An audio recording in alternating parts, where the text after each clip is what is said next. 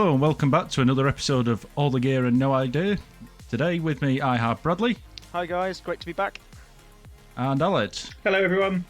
Good news, you can hear Aled. This is exciting for us all on the third attempt. Today we're going to be discussing editing or post-processing, depending on your persuasion. So we'll start off with some introductions and go from there. So I'm Keiran Wilkinson. You'll find me on Keiran Wilkinson Photography on Facebook, Flybycode on Instagram, and KeiranWilkinson.com on the internet. Bradley, where will the folks listening find you? Yeah, you can find me at Thrust Aviation Imagery on both Facebook and Instagram. And Aled? Just @Phillips_photo on Instagram. Short and sweet. So let's start off the episode with what is editing to you? So Bradley, yeah, okay. What's you're big into your editing? So what's editing to you? Okay, so I suppose we're all going to give a different take on this. So my take would be it's the way of getting the very best out of your camera gear. So I think we've talked about in previous podcasts about your camera can take either JPEGs or RAW. For me, I want to get every last detail out of that and have full control. So for me, it's shooting in RAW and then using the full file size later to go and create something that represents me. So that can be as creative as I like or just some minor tweaks. Sort of, I can go very creative sometimes. I mean, some people will like reading books, but I would like to sit in front of my computer and see what I can pull out of a RAW file. So that's what it is to me. Your form of evening wind down of doing some editing. Exactly. Like it.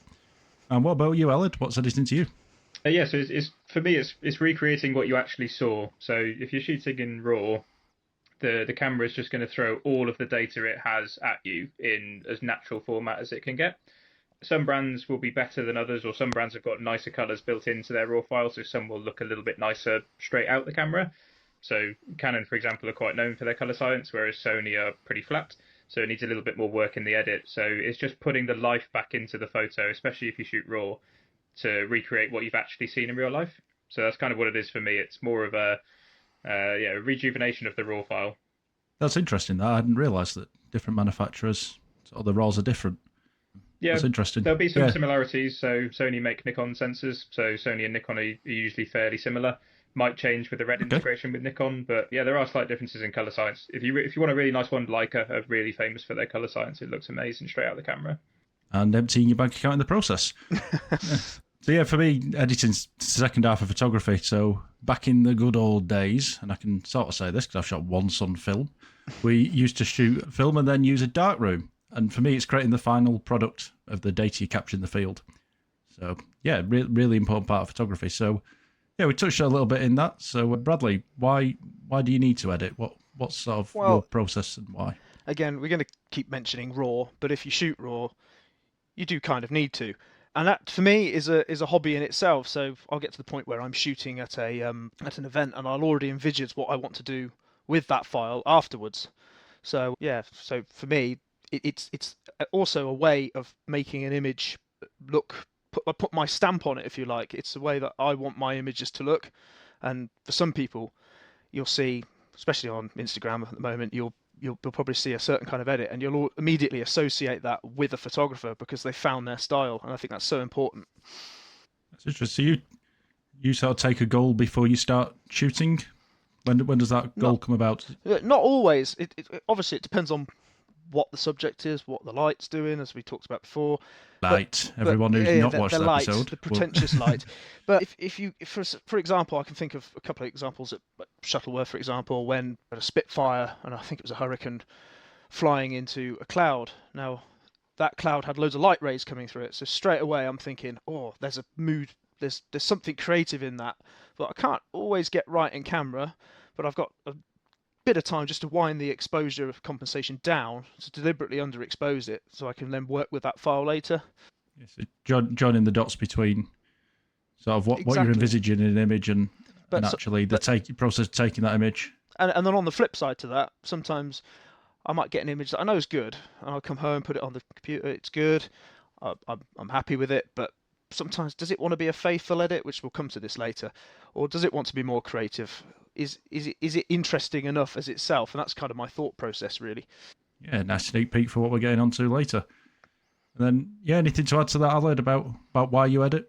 But yeah, so again, sort of the RAW and JPEG question. So if you're shooting RAW, you kind of have to. A lot of PCs won't read RAW files straight off cameras, so there is going to be a need to put it into some sort of external software.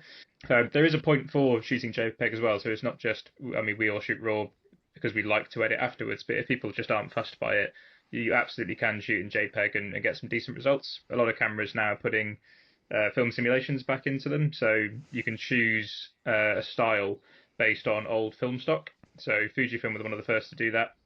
So you've got a whole dial now that you can choose what film you want to replicate while you're shooting. So if you want to just scrap the edit altogether, you absolutely can do. But if you are shooting RAW as we do, and we do enjoy sort of the editing process, then you will have to go through an edit phase, either just to convert from RAW into another format, so either a TIFF, JPEG, or whatever you're looking to do afterwards. So there will be a need to at least convert that file type, but you can make it nicer in the meantime. So why wouldn't you? Fair enough. No, that's really interesting. Like I said, for me, it's similar to both of you. Create an image that I envisioned when I took the photo. Sometimes for me, it's correcting, and that most of my stuff's sort of photojournalist kind of style, so it does tend to be corrective and archival, things like that. But yeah, I like to steer into creative. Tends to be when I revisit a shoot 12 months down the line and go, I'll do something with that now, when I've kind of got some excitement about it. So like we mentioned, there's lots of different types of editing. So I've just mentioned creative editing, changing the image to have a desired look or feel, making it your art, things like vintage, colours to portray a scene. You might have commercial kind of styles. There's all sorts of different styles you can go with. Do you want to talk about some of the other image editing styles that we might have? You just mentioned beforehand the corrective edit. So a lot of time we can't get the shot, especially with aviation photography where stuff's changing so much. You can't necessarily get that exposure bang on at that moment. And as we've talked about with RAW files, there's so much to be, tweaks. And this is where you've got to find that line. Do you want to go creative? Which I tend to do a lot of, we've spoke about. But I will do something more corrective. So that's doing things like highlights, making sure your skies aren't blown out, that you can just bring that back a bit, lift the shadows, stuff that, you can't get right necessarily at the time of shooting. Something why I enjoy night shoots, for example, is you've got more time to sit there and think about it and play around with exposures. Whereas if you've got a plane flying left to right or right to left, it's got clouds. There's so much going on. You can try and predict, and you get it as close as you can. But then we have Lightroom and sort of editing softwares afterwards to come in and try and tweak those shots to get the best out of them. And I suppose that ties in with what we would call a faithful edit, is making it look pretty much near to what you saw at the time, which the camera hasn't quite been able to replicate.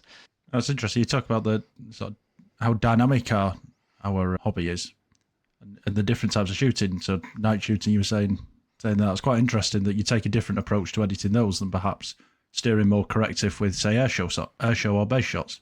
Definitely, and there's that.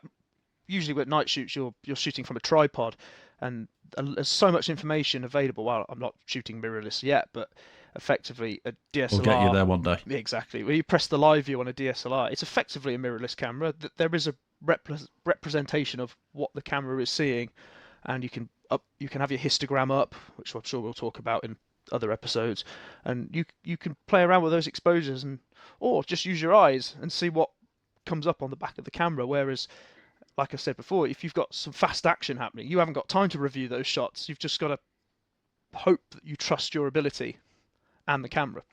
It's not just one thing making an image there. So I'll add you've done some work around composites. I've definitely seen one of your images of a Typhoon. Yeah. Some excellent work around composites. Do you want to tell us a bit more about that? Yeah, so it's kind of going the next step, really. So once you've got your image that you're happy with, or, as in the case with that Typhoon shot of the top side of Moggy, there's images to be created in what is quite a plain background. So you can drag it into sort of Photoshop or something like that and make more of an image and create it, or turn it into an artwork rather than just an image of what you've seen. It just adds more life to the image, and I've done a set of 3 of them. They're on the wall now, the French Rafale, the Finnish F-18 and Moggy themselves, and as a set they look really nice together.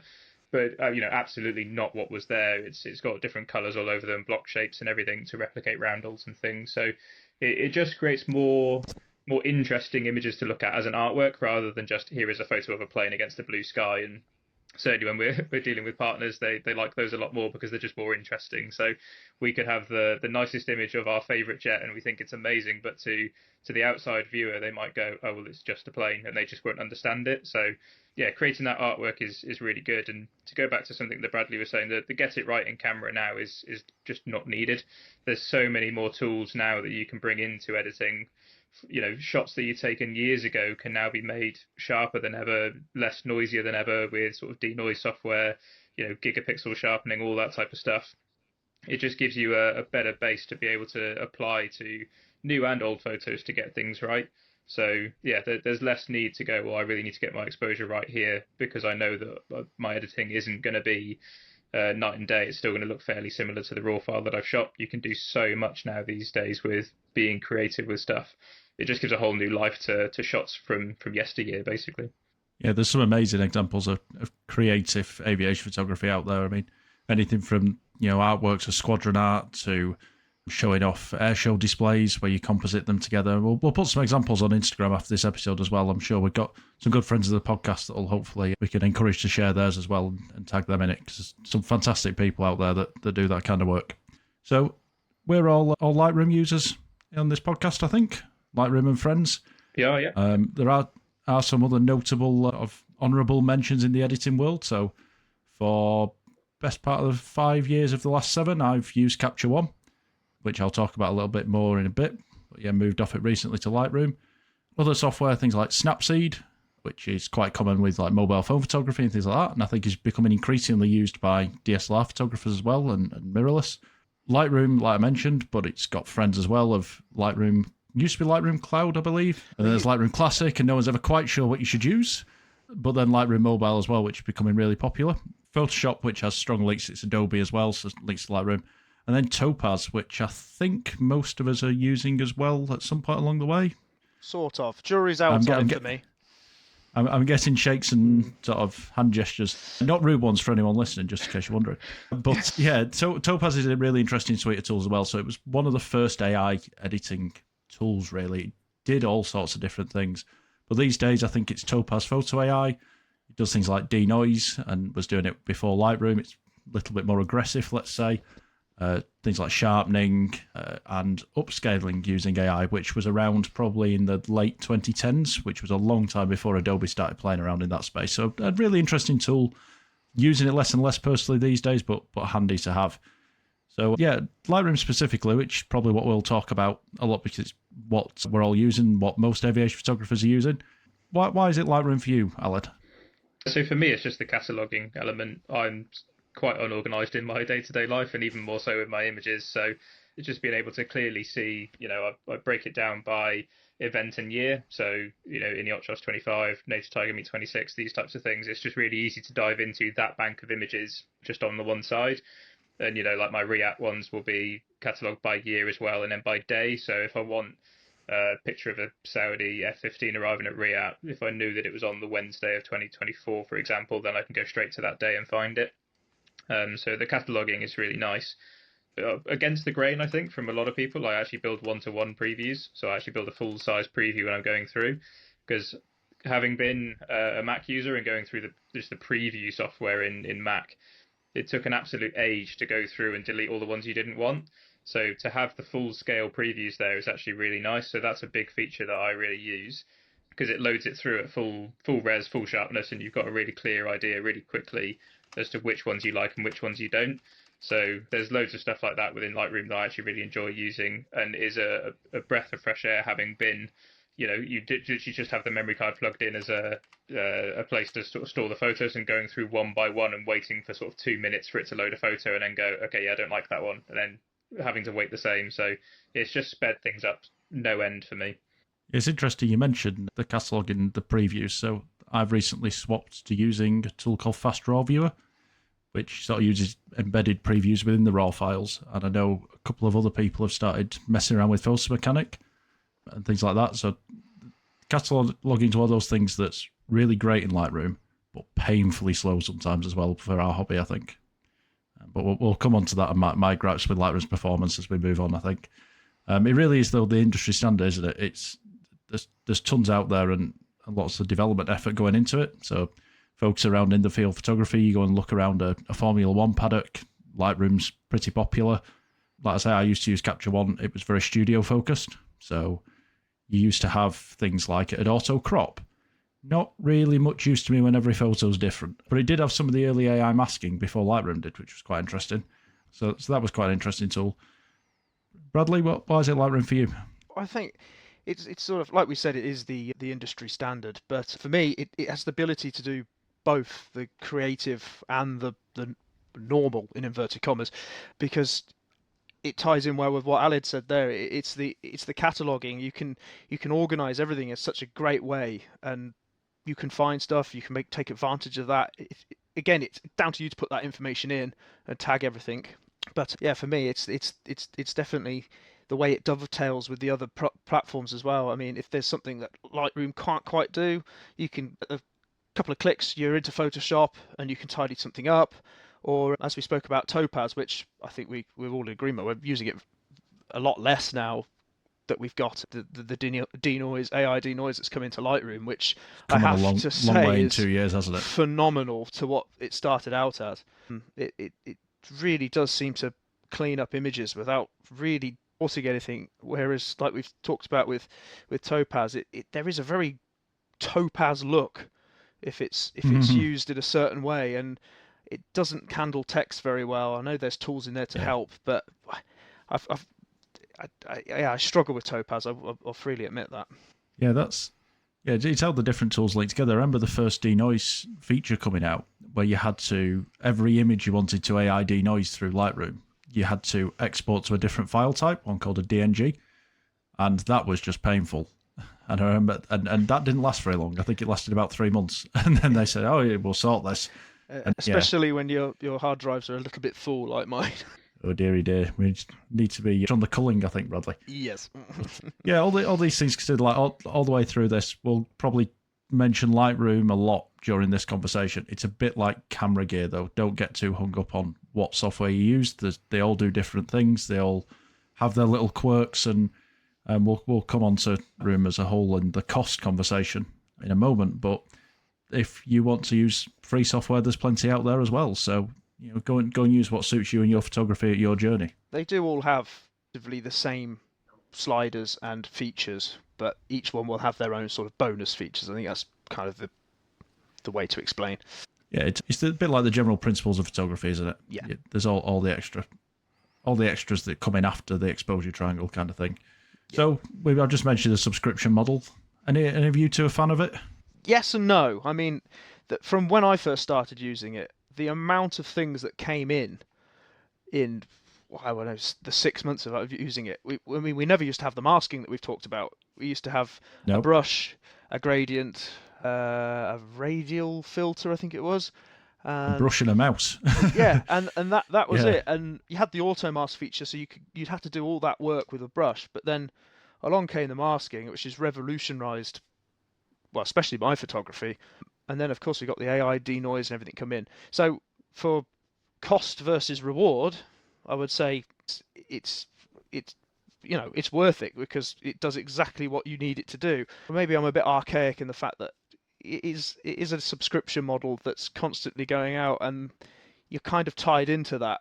If you lose that, if you cancel that subscription, you're going to lose a lot of, not necessarily all the stuff you've already done, but future of anything you want to re-edit or your catalogue, for example. Exactly. And I know I've recently moved a lot of my cataloguing to being Windows folders because I don't have to rely on any software to do that then. And interestingly, Capture One that I said I moved from, they do a deal that if you pay for it, I think for 5 years, you get a deal where you get the perpetual license for free for that version. So if you're listening, Adobe, what's your thoughts on the subscription model, Alex? Do the features outweigh the cost and the inconvenience? Sort of, yeah. It is nice to get the auto updates, when they roll through and you're always on the latest version and you don't have to weigh up that, or do I spend the extra and get this feature, or, do I really need that? You can just trial it and use it if you want. But as from the fact that I work for a camera retailer and I don't own a camera, I'm notoriously quite tight with my money. So anything that goes out regularly like this, I always kind of do it through gritted teeth. It doesn't really sit right with me. But even if it was like an annual thing, I'd probably prefer to do that. I don't actually know if they do that, to be fair. I don't think I was when I was signing up to it. But yeah, I don't know. It's kind of the necessary evil of always being on the latest version, but I think I would rather have the choice as to what to choose and then when to upgrade and when to pay that extra fee, rather than just it's a constant thing going out, because you can't, I mean, you kind of do forget about it, but every time you realize that it's there and every time you see it on the bank statement, you think, okay, yeah, there's another month gone by. So it's yeah, as I say, I don't necessarily like it. I can understand why they've gone that way, because a lot of things are going to subscription based models now, but it's kind of okay, sure, I'll do it, but it's not like I don't like having to do it, put it that way. Yeah, don't like jumping for joy buying cameras either. So let's move swiftly on from the down in the dumps of subscription models and on to sort of using Lightroom. So we've got myself, I'm on a Windows machine, or an array of Windows machines. Bradley, you're using Windows, aren't you? Yes. And Aled, you're using a Mac. Yep. Which is an interesting, for most situations, nobody would care about that, but Lightroom appears to be friends with Apple a bit more than Windows. For me, it runs a lot quicker on a Mac than it does on a Windows, which is probably why I'm having to make changes to how I work compared to Aled building his one-to-one previews. Yeah, I noticed this when we're sat next to each other at the Mac Loop. Yeah, I can't say I've had any real issues with it, to be fair. It does everything I need it to do and more. There's probably plenty in there that I don't even touch. So yeah, I don't have any sort of complaints with my workflow and how I want to use it and what I get from it. Because working for a retailer, I'm always jumping between systems. So one week I'll be on Canon, the next week I'll be on Sony, then I'll have a day on Fujifilm, and then it'll go back to something else.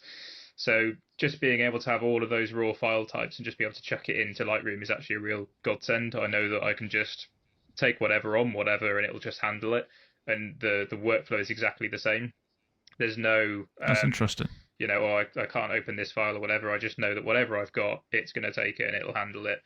Apart from when you're dealing with new cameras that are under NDA, not released, and you go, I forgot Lightroom won't handle these raw files yet. So there's always shoot raw and JPEG for the stuff that we can't talk about. So interesting. I hadn't considered that.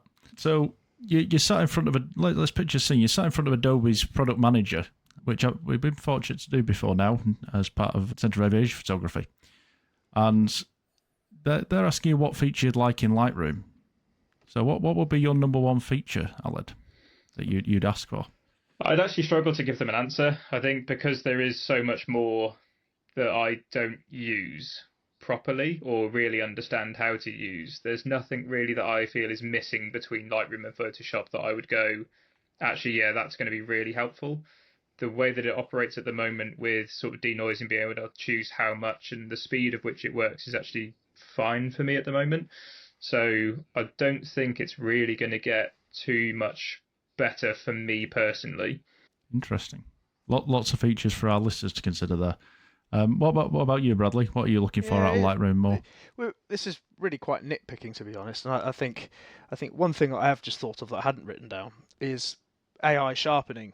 I think that might be the next step, and I might be preempting them there because that's a lot of the way things are going. But just a simple one for me, for when I'm doing creative edits, in the crop feature, you can only spin an image so far when rotating. So sometimes you can get a decent image, I might want to rotate to make the aircraft look like it's flying up, almost like an air-to-air or something like that, because my pockets aren't deep enough to afford an air-to-air. But you can only rotate so far, whereas Photoshop, you have free creativity to rotate that image as far as you like, obviously within the constraints on Lightroom, because Photoshop has the tools to then fill in those areas that you would effectively miss off the canvas. But there's so many times where I can't quite decide, then I have to click out and I have to either right click and transform, and then with my brain work out which way it's got to be rotated to get to the next sort of point in that rotation. It's quite hard to explain on a podcast, but I hope that kind of makes sense. Yeah, there's definitely some sort of differences between Lightroom and Photoshop, isn't there? And that's true of any of these kinds of tools. You've got, people use, I can't remember, PaintShop Pro. That took a minute to come to my mind. Or other sort of open source, or maybe not open source, but DxO. DxO's another one that people use and things like that. They've all got their kind of similarities and pairings where you've got the the real like image manipulation, photoshopping. I mean, it's become a verb these days, hasn't it? It's become a word that people use, like Googling something. And they've got the other side of it, the cataloguing and the sort of more sort of edits on the whole image rather than the sort of image manipulation. Interesting. So what would be, we'll finish up on Lightroom for now. So just one closing tip of using Lightroom. What would yours be, Bradley? Oh, that's a good question, really. One tip. You caught me off guard there. I don't know. Come back to me. I'm going to think on that one. Okay. What about you, Alan? It's just making sure your folder structure is linked as well as your like Lightroom catalog. So a couple of times when I've moved my catalogs from hard drive to hard drive, relinking things back through is so much easier when you've got the same folder structure replicated across both. So how you store your images versus how they're presented in Lightroom, because it's just a lot easier to then find things to relink where that raw file has moved to. So that would be my one, is just don't neglect the background information of where Lightroom is pulling all of your images from, because trust me, when they're all in just one folder, it's an absolute nightmare. So yeah, definitely do that. Yeah, definitely fell foul of that myself and been rebuilding many a Lightroom catalogue over the years. Yeah, I think it comes back to mine of using Lightroom and editing in general, of setting a goal. I think it's really, Bradley mentioned it at the start, and it's a nice sort of end towards this little segment about Lightroom. It's really important to set a goal, because when you come home and look at your images, you can see the image you then wanted to create. You can shoot away and shoot the kind of snaps, as I would describe them, but then when you get back and actually go, I've got that in mind, it gives you something to go with. And actually, even if you don't have something in mind, set a goal before you start. So it might be a vintage edit, a commercial edit, and create. Lightroom and most editing softwares let you have virtual copies. If they don't, then just create a new copy of the raw and edit it in 5 different ways, but stick to it on that one edit. Because I struggle particularly with my editing of like decision paralysis. I'll just stare at an image, go, I could edit it that way, yeah, I could edit it that way, oh, I could edit it that way, and I just don't edit it. And by the time I've messed around with the sliders, it's like, oh, time to make a brew, or go to work or something. So that's definitely something that I'd say, set a goal. And there's loads of inspiration. We've just done an episode with Colab, for example, a nice plug for the previous episode. Go and have a look on Colab. What's in emission currently? What images are getting posted, and sort of use those to give you some ideas. So come on, Bradley, I've given you plenty of time to think now. Yeah, what you is mean your look one back at the tip for script? Lightroom? What script? We don't have scripts on this podcast. It's all free. Can you tell? Yeah, basically, I would say be organised. Someone who changed to, upgraded their PC.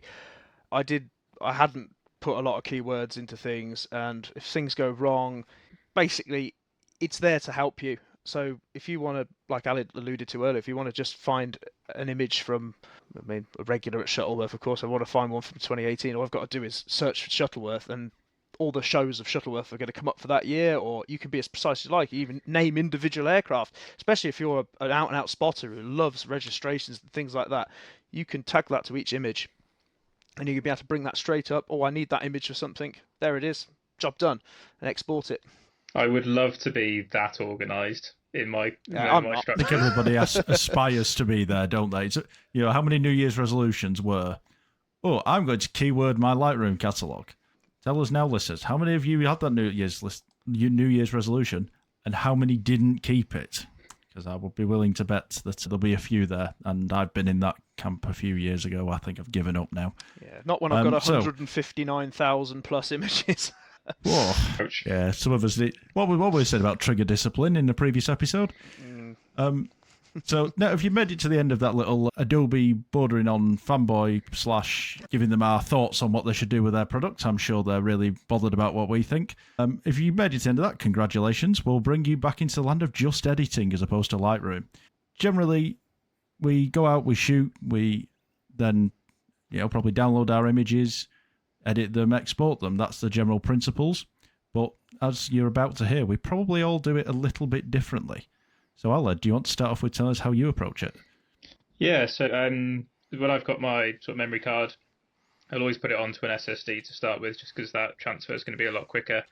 I actually import everything that I've taken into Lightroom. So all of the raw files that I've got, I'll put everything straight into Lightroom. And what I'll do is, as I mentioned before, I'll separate it out by event and year. So there'll be like a React 26 one, There'll be a native tiger meet 26, for example, those sorts of ones. So I know that all my photos from that event are in one place.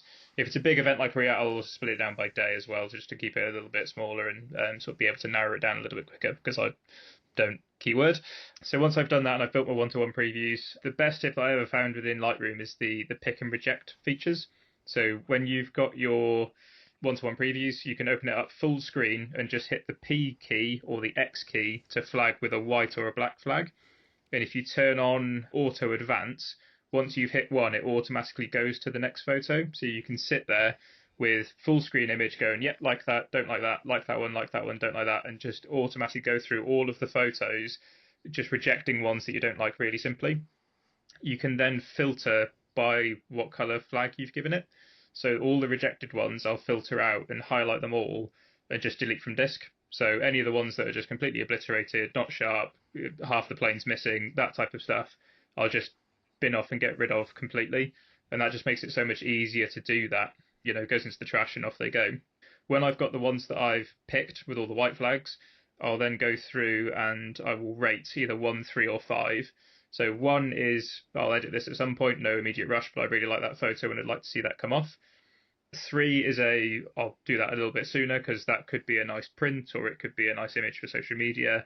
Eventually, when you look back on events in years to come. So like, last year I was at this event, this is what I shot, this is just a reminder that I was there. And then the 5 stars will be the ones that I really want to push out as soon as I can do. So if it's a really special event, like a Indian Su-30 low level in the canyon in Greece, I need to get that online. For example. Because not many people saw it. So it'd be great to get that one done and sorted. And whether it be for an online push or whether it be for a print for the house or like whatever it is, that 5-star I'll do kind of as soon as I can do. So that's my sort of main workflow and how I generate how I go through all my photos when I've done a shoot. Cool. No, that's interesting. It's like I said, the same principles, but all done slightly differently. What about you, Bradley? Yeah, I'm not too different really. So I've come back from a shoot.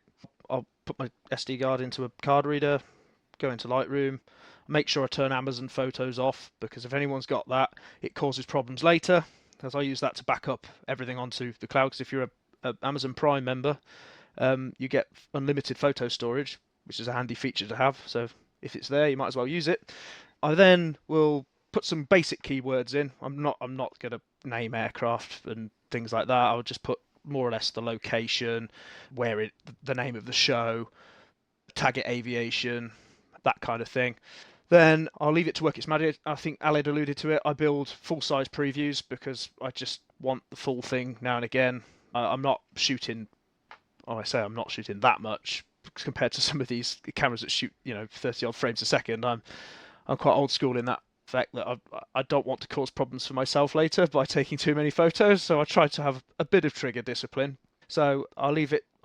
It's pretty quick now. Lightroom have made another update, which I think it uses a graphics card, which is stuff I don't really understand. So it does it a lot faster than it ever used to. Then I'll go through like Alid, but for me, the image is either rubbish or useful. So it'll either get an X for a reject, or it'll get a 5 for I want to edit that. And I'll just go through that. Anything that's rejected, just like Alid, select all them, delete them, get rid of them. They're in the way. I don't want to look at them. Get rid of them, and then really set about editing, really. And that's kind of getting to the point of editing. And then once I've just, like we've talked about earlier, I've decided I'll go through. I'm not editing for anything. It's just for me and my social media. So I go at my own pace. There's no point in rushing out. That's one thing. I don't want to digress too much, but there is a lot of I want to be first in this hobby. I'm certainly not in one of them. I really don't understand taking photos of the back of your camera, for example. Why? I did see an excellent example on, I think it was on Colab actually, of like an edited photo of the back of the camera. That was particularly good. So, but rare. Yeah. So, and then from there, I'll then, if once I finished an edit, it gets coloured red and 5-starred. If I've picked anything up that I've missed and gone, oh, actually, I might edit that because there's actually something in that, and it just gets 5-star and red. And then I go through the export and I'll give it either the aircraft name and then the show and then the date, and then that just gets saved into a folder of all my Instagram stuff. And then once I've uploaded it, I put it in a uploaded folder, and that's basically my workflow really. Yeah, so much like the sort of workflows you follow. I'm in a NAS, so network attached storage, which allows me to basically store more photos that I'll probably never do anything with. So I use that. It's a bit different because I have to download to that when I get home compared to just running the SSD that I used on the road. Other than that, it follows basically the same dated folder. One for if you're an IT geek in the room, your favourite date format. It's always got to be year, month and day, so it sorts itself in the correct order when you sort the file names. Generally using standard previews in Lightroom, and then I've got another NAS, which is my old NAS that I back up to. My export folder goes on that NAS as well because it happens to have a better photo viewer. Recently, because of the work I do with Yorkshire Air Museum, I need something a little bit quicker than what Lightroom can offer in terms of preview generation, so I've introduced something called Fast Raw Viewer. It's a bit like if you've heard of Photo Mechanic. That's quite a popular one in photojournalism, but quite expensive. It makes Lightroom look cheap. But I've introduced this Fast Raw Viewer on the recommendation of another photographer, and the initial indications are looking good with it, just for moving files around and sort of marking them as pick or reject. But you can get in a real rabbit hole of you spend 10 hours sorting your workflow to spend an hour editing, to spend 10 hours changing your workflow to spend an hour editing. So that's definitely where I've got into. But yeah, so some food for thought, hopefully, for listeners on that one. So some final closing comments, because we're just coming to the end of around 40 minutes of you listening about editing, and hopefully it's given some inspiration. So one last sort of closing comment from the episode. We'll go to Bradley first. Yeah, so I think my key thing is looking at photos that I've edited before I gain the experience is just be subtle.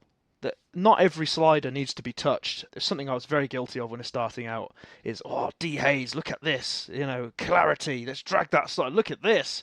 And then you sort of get carried away with the tools at your disposal, as opposed to actually looking at what it's doing to the image and actually just slowing down. And there's no shame in just, go and make a cup of tea and come back and go, does it look right? And actually, yeah, it does look better than what it did before. And again, that's another great feature of Lightroom. At the click of a button, you've got the before and after right there. If it doesn't look better, take your time, think about it. And you haven't got to edit every photo either, unless, of course, you're doing it for a specific purpose. Don't pressure yourself. Just be subtle, and the rest will come.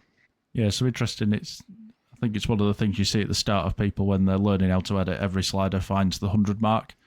Try the 100 mark, see what it looks like. Don't be afraid to not use every inch of that 100 slider. What about you, Aled? Yeah, to open up another rabbit hole. So when you're we've done lots of that in this episode. Yeah, there's more to come. Trip over a few. So editing for screen is a lot different to edit for print. So in my line of work as well, we had Permajet in today, for example. And a lot of people are surprised at how different print is to a screen. So it could look, it's the best image you've ever taken, looks fantastic on your screen, on your monitor at home. You print it on a piece of paper and you look at it and you go, that looks naff as anything. What has gone wrong here? Immediately blame the printer, blame the inks, blame everything else apart from like calibration and stuff. So there's a whole nother rabbit hole with editing for print, which we can go into to our heart's content another time. But when you're editing, also bear in mind how you're going to display these images, because that will make a massive effect on how you actually generate the final image in your Lightroom, for example. Because some of the best images I've ever printed look terrible in Lightroom, but the way it transfers onto paper, because you haven't got a backlight behind it, everything's calibrated, that color is going to come out like this, turn into some of the best prints, and they just look awful on screen. They're over sharpened, they're too bright, they're this, they're that, they're everything else. But I know that full well is going to transfer onto paper really nicely. So there is a whole different art between, you've got your image, where are you going to put it? Now you need to almost like master it when you're going through like an audio process. You do the mix and then you master it at the end. You've got your edit. Where are you going to put it? What are you going to do with it? Then you tweak everything to make it best for that chosen output media. Yeah, I spent some time sat with you, didn't I, doing some editing at Sywell. That was definitely eye-opening, and can definitely see when I looked at my image on the screen, I thought, what on earth is this going to come out like? And very, very happy. And actually, we went outside, didn't we, to view the image, because it just made a difference. So that's a whole different rabbit hole, probably a whole episode talking about printing that I've suddenly started getting interested in as well with editing. It gets even scarier when you send it to a lab and you're never quite sure 2 weeks later how it's going to turn up. I'd say it actually makes you a better photographer once you've started printing images on paper. You approach it slightly differently and you see images in a different way when you're editing. So the best advice I can ever give through the edit phase, once you've got an edit, print them on paper. Because for me, I've done print workshops a handful of times now, but you never get tired of seeing people who haven't printed an image before see one of their images in physical copy in front of them. That is so great to see. And as evidenced on that day at Sywell, seeing a room full of 20 people that some had printed, some hadn't, and you could kind of tell, but when they've done it properly with sort of colour managed screens and they know exactly what's going to come out the other end, it's night and day, and it's so nice to see. So honestly, one piece of advice is just print some images somewhere, whether it be home printing or a lab. Just print some images because you won't regret it. Yeah, definitely. It's a real addition to your photography when you start, and that's reminded me of one other thing that I've managed to not mention through the entire episode of. It's very easy in editing, and don't get drawn into pixel peeping.